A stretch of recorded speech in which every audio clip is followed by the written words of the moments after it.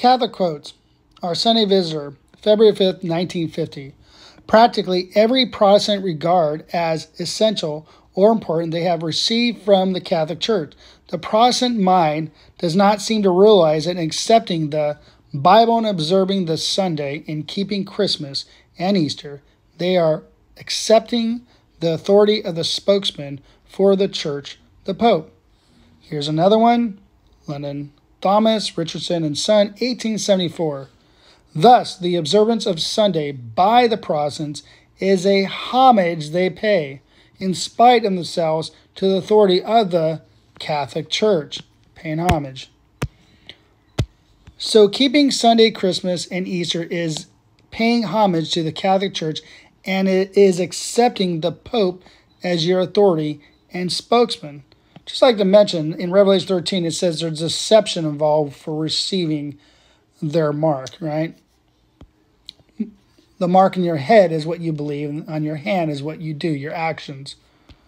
So here we go. Ferrar Fenton Bible, right? Revelation 13, 16, 17. The one who buys and sells receives the mark of the beast. All right.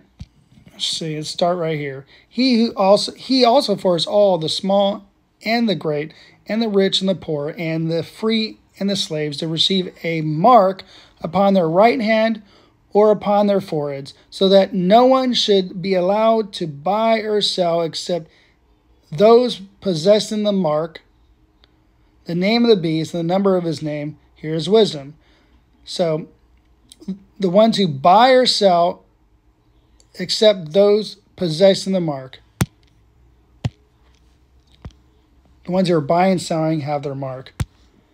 And I believe there's three things involved in this. Let's see. Revelation 14, 9 through 11. The one who pays homage to the beast and the image receives a mark. All right. If anyone pays homage to the beast and his image and receives a mark upon his forehead or upon his hand, he shall also drink of the wine in the fear of God. Down here, and those who pay homage to the beast and his image, and whoever receives the mark of his name, shall have no rest day or night. There you go. There's got pay homage. Pay homage. And the Catholic Church is telling you, you're paying homage to their feast. I call them the beast feast. Their inventions. Well, it goes back to Babylon. So the ones who buys and sells receives the mark of the beast. So the ones who don't buy or sell don't receive the mark of the beast. Interesting here, Exodus 29 through 10, 6 days you shall labor and do all your work. But the seventh day is a Sabbath to Yahuwah, your God. On it you shall not do any work. So the children of God, the Most High, don't buy and sell on the Sabbath. So interesting, the mark of Rome, all right, 321 AD, by Constantine through the Roman Catholic Church, their mark is Sunday worship, replacing the Sabbath, elevating their commandment above the Creator of heaven and earth. So interesting, Nehemiah 13, 16 through 22. Buying and selling is profaning the Sabbath. There's an interesting picture here. That's some serious work going on in the Shabbat there. There's a guy who died for doing such. Here we go. So the ones who does not buy or sell on the Sabbath does not receive the mark of the beast, but receives the mark of Yah. All right, let's read Nehemiah there. Additionally, men of Tyre who lived there were importing fish and all kinds of merchandise and selling them on the Sabbath to the people of Judah in Jerusalem. Then I rebuked the nobles of Judah and asked, what is this evil you are doing, profaning the Sabbath day? Did not your forefathers do the same things, so that our God brought all this disaster on us and on this city? And now you are rekindling his wrath against Israel by profaning the Sabbath. All right, 19. When the evening shadow began to fall on the gates of Jerusalem, just before the Sabbath, I ordered that the gates be shut and not opened until after the Sabbath. I posted some of my servants at the gates so that no load could enter on the Sabbath day. Once or twice the merchants and those who sell all kinds of goods camped outside of Jerusalem. But I warned them, why are you camping in front of the wall?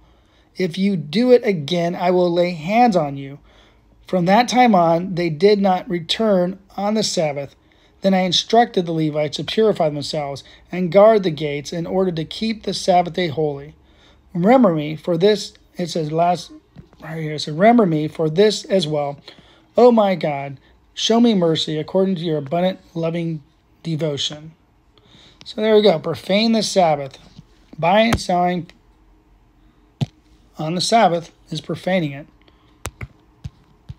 So Yahuwah's name points to his creation and stamped with the seventh-day seal, the Sabbath. 3 confirms the matter. You got Revelation 14:1, the name. Revelation 14:7, his creation with the Sabbath seal. Revelation 14:12, faith and actions, one to keep the commandments of the Most High and have faith to testify in Mashiach Yahusha. Emmanuel, only begotten Son, Jesus. Revelation 22:14, commandments prove who you serve.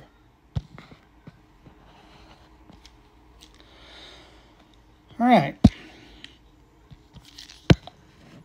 Revelation 14:1.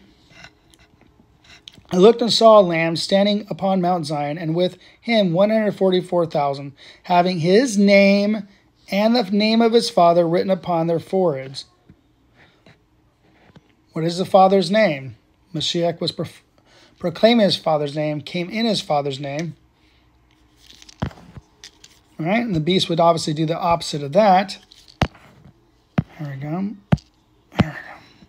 Revelation 14:7. Interesting is Mark 7, right? Reverence God and give him honor, because the hour of his judgment has arrived. Therefore, pay homage or worship to the maker of heaven and earth, the sea and springs and waters. So again, the Father's name is attached to his creation with the seventh-day seal, the Sabbath. So it's a non-bursing commandment. Keep a day off and reverence him. Good works are allowed, but of course the beast system does the opposite. You see the Roman Catholic Church says you're paying homage to their beast feast, their celebrations. Right? They're telling you that you're paying homage to by keeping Sunday, keeping Easter or Christmas. You know, replacing the Passover, covering for a meal for an abomination, their meal, Easter. Right? Replacing the biblical Sabbath, elevating the commandment of man above the commandments of God, right?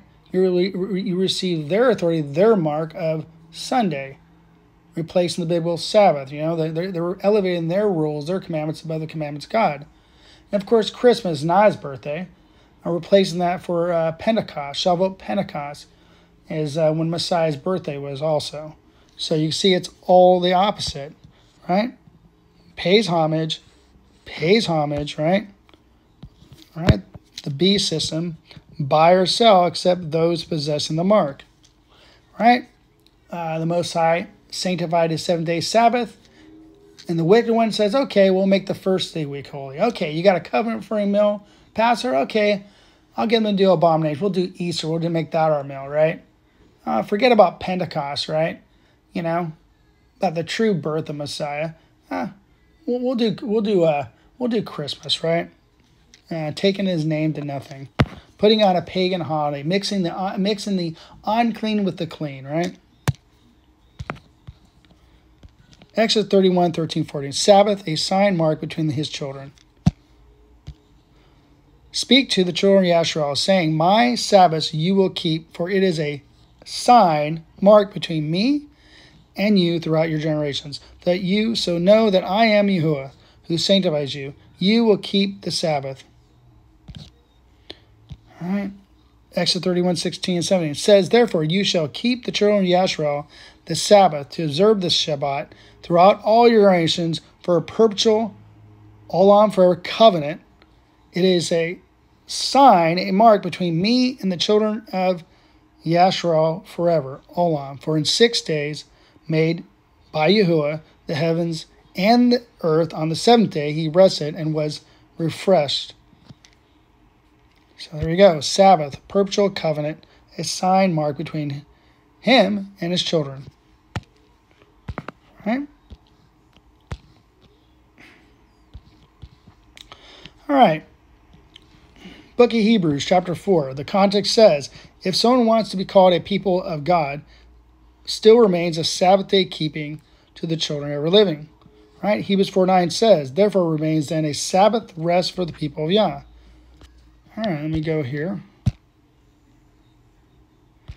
For some reason, it didn't go to Hebrews there.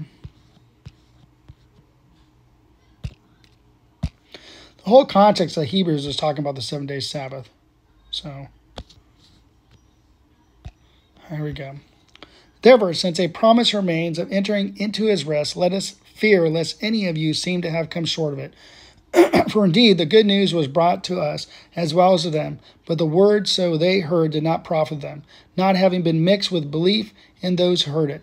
For we have believed, do enter into that rest, as he said, as I swore in my wrath, if they shall enter into my rest, and yet his works have come into being from the foundation of the world.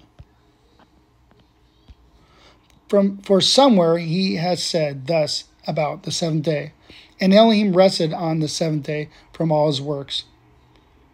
Reference back to Genesis chapter 2, 1 through 3. And again, and in this again, if they shall enter into my rest. Since then it remains for some to enter into it, and those who formerly received the good news did not enter in because of disobedience. Here again defines a certain day, today, saying through David, so much later, as it has been said, today, if you hear his voice, do not harden your hearts. Verse 8, for if Yahushua had given them rest, he would not have spoken of another day after that. This is Mashiach here. You know, sometimes some trans like to put the Joshua, son of Nun, but this is actually a reference to Messiah. This is actually Messiah right here. For if Yahushua had given them rest, he would not have spoken of another after that. He didn't mention any of the days. The Sabbath has never been changed and never will be changed. As it says, so therefore remains a Sabbath keeping to the people of Elohim. For the one having entered into his rest has himself also rested from his works, as Elohim rested from his own. Let us therefore do our utmost to enter into that rest, lest anyone fall after the same example of disobedience. For the word of Elohim is living and working, and sharper than any two-edged sword, cutting through even to the dividing being in the spirit and the joints and marrow, and able to judge the thoughts and intentions of their hearts. So there you go. Then pretty much the whole context of chapter 4, majority is talking about the 7-day Sabbath. All right. As I was sharing here, it points back to Genesis chapter 2, 1 through 3 again. Right? Thus the heavens and earth were finished, and all the hosts of them. On the seventh day, the ever-living ended his work, so he had made, and he rested on the seventh day from all his work, so he had made. And Elohim blessed the seventh day and sanctified it, because that in it he had rested from all his work, and God created and made. Of course, Revelation 14:7 is referencing that also, just like Hebrews is referencing that also.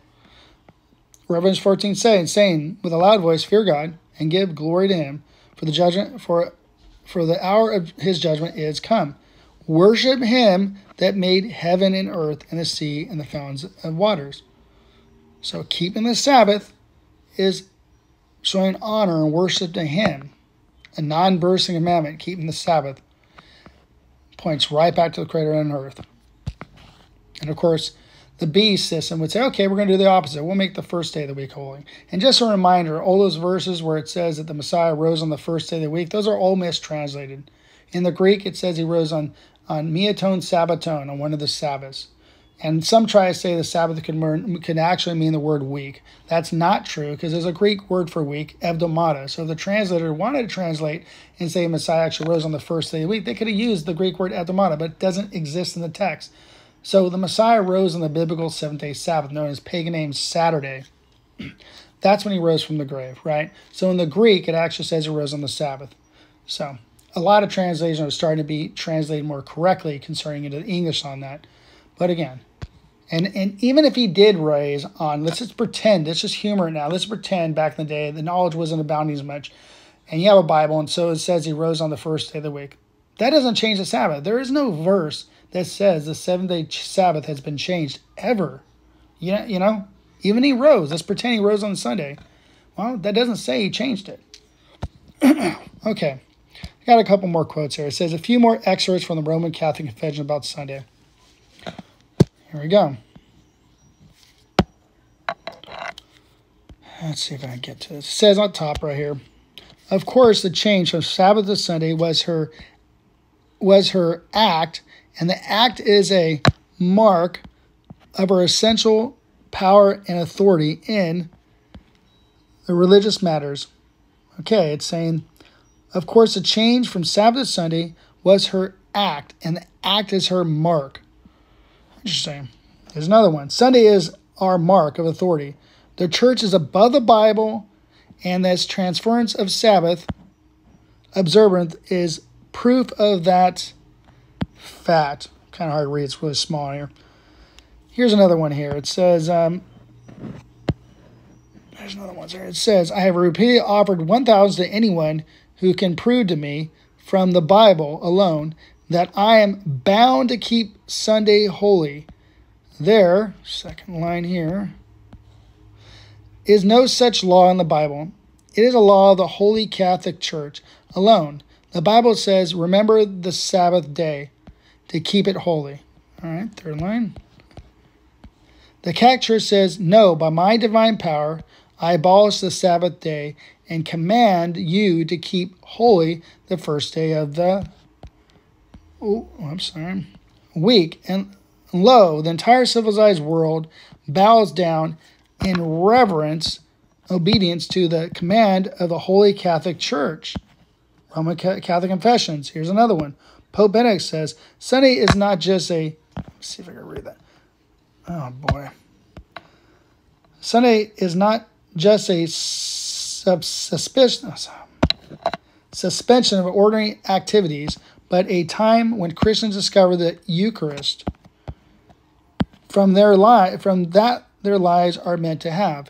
The way we celebrate Sunday will affect the way we live remainder of the week and is a mark, a Christian identity from generation to generation. So, keeping Sunday is a Christian identity. It's a mark. Okay, so it's kind of hard to read right now, but I'm going to do one more here, right? Okay, here's another one. Let's see. Question.